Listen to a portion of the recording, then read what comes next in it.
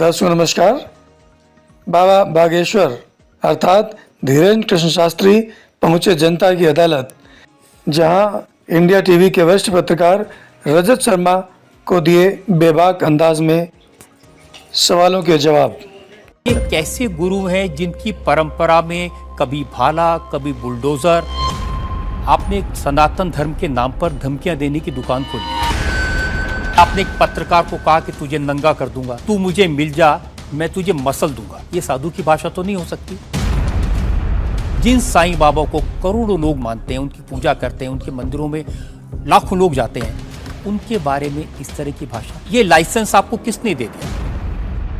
बागेश्वर धाम आने से लोगों का इलाज हो जाता है, फिर आपको कैंसर हॉस्पिटल बनाने की क्या जरूरत है? मैं तो सोच रहा था कि आपको पहले से पता होगा कि मैं क्या पूछने वाला हूँ।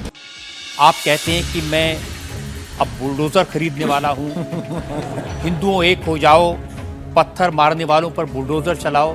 ये भी हमारा अहिंसात्मक बयान है, पूर्ण अहिंसात्मक। बुलडोजर कब से अहिंसात्मक हो गया? राम की यात्रा पर कोई पत्थर फेंकेगा तो बचाने के लिए भाई बुलडोजर खरीदो। ये कैसे गुरु हैं जिनकी परंपरा में कभी भाला कभी बुलडोजर, और फिर कहते हैं मैं अहिंसा की ये बात हमारी करता हूं। ऋषि परंपरा है, ये भगवान राम की परंपरा है। अच्छा, भगवान राम के टाइम पर बुलडोजर आते थे। आप लोगों से कह रहे हैं कि आपके पास जितना चाहे दान दे दो, अपना मकान दे दो, फ्लैट दे दो, बंगला दे दो, घोड़ा दे दो, गाड़ी दे दो, सोना चांदी, बैंक, एफडी, मंगलसूत्र, अंगूठी, लुगाई लड़का छोड़ के सब मुझे दे दो।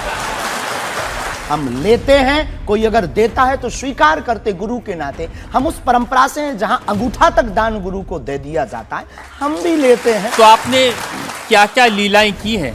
कोई ऐसी लीला नहीं की जिसमें हम फंसे, लेकिन आपकी अदालत में आए हैं।